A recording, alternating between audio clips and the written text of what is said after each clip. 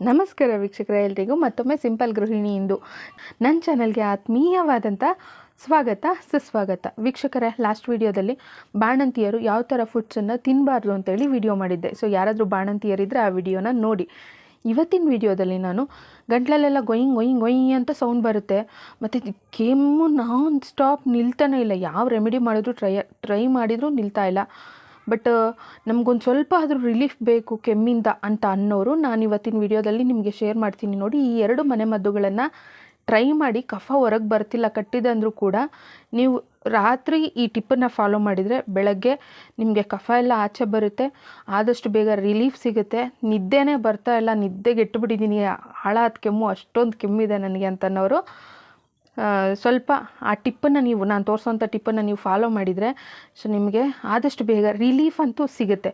ಒಂದು 100ಗೆ 50% ಆದರೂ ಹಬ್ಬ ಒಂದು ಸ್ವಲ್ಪ ಆದರೂ ರಿಲೀಫ್ ಸಿಕ್ತಪ್ಪ ಅನ್ನೋ ಮಟ್ಟಿಗಾದರೂ ಈ ನಾನು ತೋರಿಸೋವಂಥ ಮನೆಮದ್ದುಗಳು ನಿಮಗೆ ರಿಸಲ್ಟ್ ಅನ್ನೋದು ಕೊಡುತ್ತೆ. ಸೊ ನನ್ನ ಮುಂದಿನ ಮನೆಮದ್ದುಗಳ ವೀಡಿಯೋಗಳನ್ನೆಲ್ಲ ನೋಡಬೇಕು ಅಂತಂದರೆ ನನ್ನ ಚಾನಲನ್ನು ಸಬ್ಸ್ಕ್ರೈಬ್ ಮಾಡ್ಕೊಳ್ಳಿ, ಆಲ್ ಅಂತ ಸೆಲೆಕ್ಟ್ ಮಾಡ್ಕೊಳ್ಳಿ. ಅದ್ರ ಜೊತೆಗೆ ಈ ವಿಡಿಯೋ ಮಾಹಿತಿ ಇಷ್ಟ ಆಗ್ತದೆ ಒಂದು ಲೈಕ್ ಮಾಡಿ. ತುಂಬ ಕೆಮ್ಮಿದೆ, ವಿಪರೀತವಾದ ಕೆಮ್ಮಿದೆ ಅನ್ನೋರಿಗೆ ಈ ವಿಡಿಯೋನ ಶೇರ್ ಮಾಡಿ.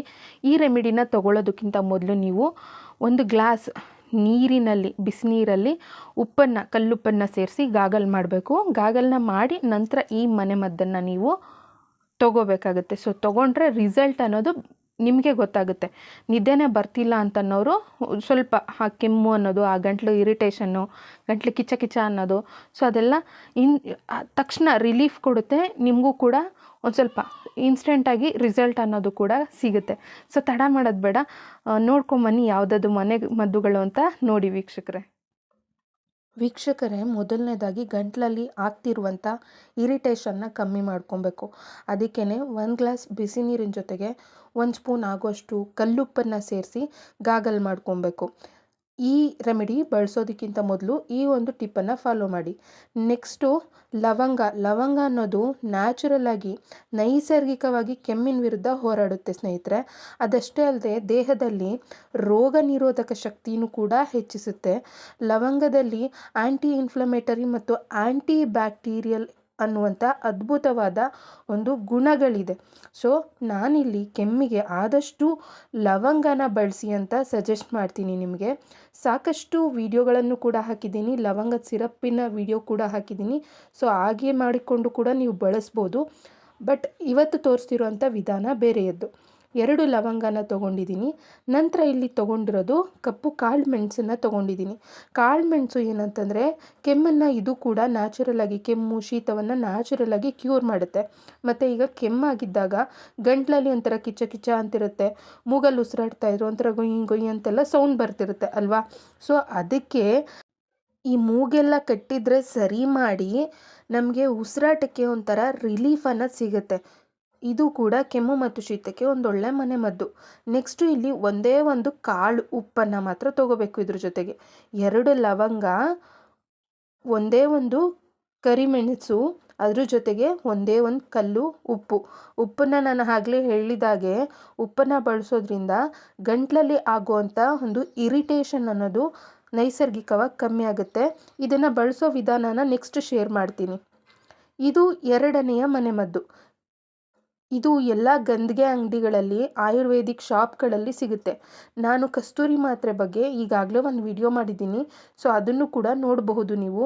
ಬಾಣಂತಿಯರಿಗೆ ಸನ್ನಿ ಆಗಬಾರ್ದು ಅಂತಂದರೆ ಹಳ್ಳಿಗಳ ಕಡೆ ಎಲ್ಲ ಈ ಕಸ್ತೂರಿ ಮಾತ್ರೆನ ತಪ್ಪದೇ ಕೊಡ್ತಾರೆ ಹೆರಿಗೆ ಆದ ನಂತರ.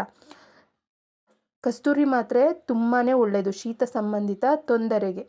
2 ಕಾಳು ಕಸ್ತೂರಿ ಮಾತ್ರೆನ ತೊಗೊಂಡಿದ್ದೀನಿ. ಅದ್ರ ಜೊತೆಗೆ ಒಂದೇ ಒಂದು ಲವಂಗ. ಕಸ್ತೂರಿ ಮಾತ್ರೆಯ ಉಪಯೋಗಗಳು, ಇದ್ರ ಬಗ್ಗೆ ಇನ್ನೂ ಹೆಚ್ಚಿನ ಮಾಹಿತಿ ಬೇಕು ಅಂದರೆ ಎಂಡ್ ಸ್ಕ್ರೀನಲ್ಲಿ ನಾನು ಒಂದು ವಿಡಿಯೋನ ಕೊಟ್ಟಿರ್ತೀನಿ. ಸೊ ಆ ವಿಡಿಯೋನ ನೋಡಿ. ಈಗ ಇದನ್ನು ಬಳಸೋ ವಿಧಾನ ನೋಡೋಣ ಬನ್ನಿ ವೀಕ್ಷಕರೇ. ನೀವು ನೋಡ್ತಿರ್ಬೋದು ಇಲ್ಲಿ ನಾನು 2 ಲವಂಗ, 1 ಕಲ್ಲುಪ್ಪು, ಒಂದೇ ಒಂದು ಮೆಣಸು ಕಾಳು. ಸೊ ಇದನ್ನು ರಾತ್ರಿ ಬಿಫೋರ್ ಸ್ಲೀಪ್ ಮೊದಲು ಉಪ್ಪಿನ ನೀರಲ್ಲಿ ಗಾಗಲ್ ಮಾಡಬೇಕು, ಬಾಯನ್ನು ಮುಕ್ಕಳಿಸಿರಬೇಕು. ನಂತರ ಗಂಟ್ಲೆಲ್ಲ ಸ್ವಲ್ಪ ರಿಲೀಫ್ ಆಗುತ್ತೆ, ಗಂಟ್ಲಲ್ಲಿ ಏನು ಇರಿಟೇಷನ್ ಆಗ್ತಿರುತ್ತೆ ಸೊ ಅದೆಲ್ಲ ಕಮ್ಮಿ ಆಗಿರುತ್ತೆ. ನಂತರ ಇದನ್ನು ಬಾಯಲ್ಲಿ ಹಾಕ್ಕೊಂಡು ಸ್ವಲ್ಪ ಸ್ವಲ್ಪನೇ ಚ್ಯೂ ಮಾಡ್ತಾ ಇರಬೇಕು, ಫುಲ್ ಅಗ್ದು ತಿನ್ನಬಾರ್ದು. ಅದ್ರ ರಸ ಚೂರು ನಮಗೆ ಗಂಟ್ಲಿಗೆ ಸೋಕಿದ್ಮೇಲೆ ಇನ್ನೂ ಸ್ವಲ್ಪ ರಿಲೀಫ್ ಅನಿಸುತ್ತೆ. ಸ್ವಲ್ಪ ಸ್ಪೈಸಿಯಾಗಿ ಹೋಗುತ್ತಲ್ಲ, ಮೆಣಸಿಂದಾಗಿರ್ಬೋದು ಅಥವಾ ಲವಂಗದ್ದಾಗಿರ್ಬೋದು. ಬೆಳಗ್ಗೆ ಎದ್ದೇಳೋವರೆಗೂ ನಿಮ್ಗದು ಬಾಯಲ್ಲೇ ಇರಬೇಕು. ನೀವು ಬೆಳಗ್ಗೆ ಎದ್ದ ನಂತರ ನಿಮಗೆ ಕಫ ಸುತ್ತಕೊಂಡು ಬಂದಂಗಾಗುತ್ತೆ. ಎದ್ದ ಮೇಲೆ ಕ್ಲೀನಾಗಿ ಬ್ರಷ್ ಮಾಡಿ ಕಫ ತೆಗೀರಿ. ಸೊ ನಿಮಗೆ ಎಷ್ಟು ಕಫ ಬರುತ್ತೆ ನೀವೇ ಚೆಕ್ ಮಾಡಿ. ಸೊ ತುಂಬ ಚೆನ್ನಾಗಿ ವರ್ಕ್ ಆಗುತ್ತೆ ಈ ಒಂದು ರೆಮಿಡಿ. ಟ್ರೈ ಮಾಡಿ. ರಾತ್ರಿ ಮಲಗೋದಕ್ಕಿಂತ ಮೊದಲು ಬಾಯಲ್ಲಿಟ್ಕೊಳ್ಳೋದು. ತುಂಬ ಕೆಮ್ಮು ಫೀಲ್ ಆಗ್ತಿದೆ ಅಂದಾಗ ಜಸ್ಟ್ ಒಂದೆರಡು ಸತಿ ಹಿಂಗೆ ಕಚ್ಚಿ ಅದ್ರ ರಸ ಗಂಟ್ಲಿಗೆ ಹೋದರೆ ಬೇಗ ಕೆಮ್ಮು ಅನ್ನೋದು ಕಮ್ಮಿ ಆಗುತ್ತೆ. ಸೊ ಅದೇ ಥರನೇ ನಾನು ಈ ಮನೆಮದ್ದು ಸೇಫ್ ಅನ್ನೋದಕ್ಕೋಸ್ಕರ ನಿಮಗೆ ಇಲ್ಲಿ ತಿಂದು ತೋರಿಸ್ತಾ ಇರೋದು. ಸೊ ಅದೇ ಥರ ಇದನ್ನು ಅಷ್ಟೇ, ಕಸ್ತೂರಿ ಮಾತ್ರೆ ಮತ್ತು ಲವಂಗ ಇದನ್ನು ಅಷ್ಟೇ ಬಾಯಲ್ಲಿಟ್ಕೊಂಡು ಚೂಪ್ತಾ ಮಲಗೋದು. ಬೆಳಗ್ಗೆ ಎದ್ದೇಳೋ ಹೊತ್ತಿಗೆ ಕಫ ಎಲ್ಲ ಸುತ್ಕೊಂಡ್ಬಂದಿರುತ್ತೆ, ಬಾಯೆಲ್ಲ ಇಟ್ಕೊಂಡಿರಬೇಕು, ಫುಲ್ಲು ತಿನ್ಕೊಬಾರ್ದು. ಬೆಳಗ್ಗೆ ಅದನ್ನು ಉಗ್ದು ಅಂದರೆ ಚ್ಯೂ ಮಾಡ್ತಾ ಮಾಡ್ತಾ ಮಲಗಿಬಿಟ್ಟಿರ್ತೀವಿ. ಸೊ ಬೆಳಗ್ಗೆ ಎದ್ಮೇಲೆ ಅದನ್ನು ಉಗ್ದು ಕ್ಲೀನಾಗಿ ಕಫನೆಲ್ಲ ತೆಗೆದುಬಿಟ್ರೆ ತುಂಬ ರಿಲೀಫ್ ಆಗುತ್ತೆ. ನಂತರ ಒಂದು ಗ್ಲಾಸ್ ಬಿಸಿನೀರನ್ನು ಕುಡೀರಿ. ಬೇಗ ಕೆಮ್ಮು ಅನ್ನೋದು 1-2 ದಿನ ಈ ಟಿಪ್ ಫಾಲೋ ಮಾಡಿದರೆ ಬೇಗ ಕಮ್ಮಿ ಆಗುತ್ತೆ ವೀಕ್ಷಕರೇ. ಮತ್ತು ನಿಮ್ಗೆ ಏನಾದರೂ ಪದೇ ಪದೇ ಕೆಮ್ಮಾಗುತ್ತೆ, ಪದೇ ಪದೇ ಕಫ ಕಟ್ಟುತ್ತೆ ಅಂದರೆ ನೋಡಿ, ನನ್ನ ಚಾನಲಲ್ಲಿ ಆಗಲೇ ಈ ಒಂದು ರೆಮಿಡಿ ವಿಡಿಯೋ ಹಾಕಿದ್ದೀನಿ. ಒಣಶುಂಠಿಯಿಂದ ಮಾಡಿರೋಂಥ ಮನೆಮದ್ದಿದು. ಇದನ್ನು ಬೆಳಗ್ಗೆ ಸಂಜೆ 2 ಟೈಮ್ ತೊಗೊಂಡ್ರೆ ಎಷ್ಟೇ ಜಾಸ್ತಿ ಕೆಮ್ಮಿದ್ರೂ ಕೂಡ ಆದಷ್ಟು ಬೇಗ ರಿಲೀಫ್ ಸಿಗುತ್ತೆ. ಅಂದರೆ ಪದೇ ಪದೇ ಕಫ ಕಟ್ಟೋದು ಈ ರೀತಿಯ ತೊಂದರೆಗಳು ಆಗಲ್ಲ. 1-2 ದಿನ ತೊಗೊಂಡು ನೋಡಿ ನಿಮಗೆ ಎಷ್ಟು ಬೇಗ ಕೆಮ್ಮು ಕಮ್ಮಿ ಆಗುತ್ತೆ ಅಂತೇಳಿ. ಜೇನುತುಪ್ಪದ ಜೊತೆ ತೊಗೋಬೇಕು. ಈ ಮನೆಮದ್ದಿನ ವಿಡಿಯೋ ನೋಡಬೇಕು ಅಂದರೆ ಎಂಡ್ ಸ್ಕ್ರೀನಲ್ಲಿ ಕೊಡ್ತೀನಿ. ಸೊ ನಮ್ಮ ಮನೇಲಿ ಯಾರಿಗೇ ಆಗಲಿ, ನನ್ನಿಂದ ಹಿಡಿದು ನನ್ನ ಮಕ್ಕಳಿಂದ ಹಿಡಿದು ಕೆಮ್ಮು ಅಂತ ಅನ್ನೋ ಒಂದು ಸಮಸ್ಯೆಗೆ ನಾವು ಆಸ್ಪತ್ರೆಗಳಿಗೆ ಹೋಗಲ್ಲ, ಮನೆಮದ್ದುಗಳನ್ನೇ ಹೆಚ್ಚಾಗಿ ಬಳಸ್ತೀವಿ.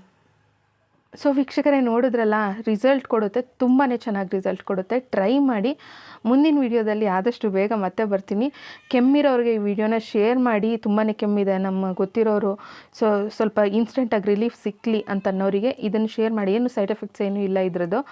ಸೊ ನ್ಯಾಚುರಲ್ಲಾಗಿ ಪರಿಹಾರ ಅನ್ನೋದು ಸಿಗುತ್ತೆ. ನಿಮ್ಗೆ ಈ ವಿಡಿಯೋ ಮಾಹಿತಿ ಇಷ್ಟ ಆಯಿತು ಅಂತಂದರೆ ಒಂದು ಲೈಕ್ ಮಾಡಿ. ಮುಂದಿನ ವಿಡಿಯೋದಲ್ಲಿ ಆದಷ್ಟು ಬೇಗ ಮತ್ತೆ ಬರ್ತೀನಿ. ನಾನು ಸಿಂಪಲ್ ಗೃಹಿಣಿ ಇಂದು. ತಮ್ಮೆಲ್ಲರಿಗೂ ತುಂಬು ಹೃದಯದ ಧನ್ಯವಾದಗಳು. Thank you so much.